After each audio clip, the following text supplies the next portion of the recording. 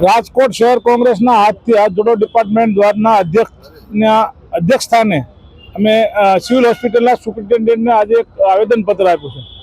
આવેદનપત્રમાં ચોખ્ખું સ્પષ્ટ જણાવવામાં આવ્યું છે કે મૃતક જે ખાડામાં પડે 35 વર્ષના યુવાનનું મૃત્યુ થયું છે એ તંત્રની બેદરકારી છે, કોન્ટ્રાક્ટરની બેદરકારી છે. એના હિસાબે જે મૃત્યુ થયું છે એના માટે 25 લાખ રૂપિયાનું વળતર અને એ પરિવારના એક વ્યક્તિને નોકરી આપવા માટેની અમે માંગણી કરી છે. એ માંગણીના ભાગરૂપે સુપ્રિન્ટેન્ડન્ટ દ્વારા સારો પ્રત્યુત્તર પણ મળ્યો. સુપ્રિન્ટેન્ડન્ટ આવતીકાલે સાંજે 6 વાગ્યે અમને લેખિતમાં આપશે.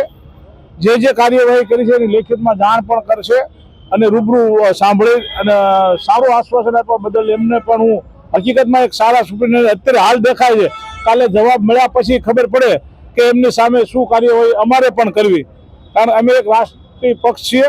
અમારી જવાબદારી છે જ્યારે કોઈ રજૂઆત કરતા હોઈએ ત્યારે એને પડઘો પડવો જોઈએ, લોકોને એને લાભ મળવો જોઈએ અને નાના માણસોના લાભ માટે અમે કામ કરીએ છીએ. એટલા માટે આવતીકાલે 6 વાગ્યે જવાબ આપ્યા પછી આગળની કાર્યવાહી કરશું.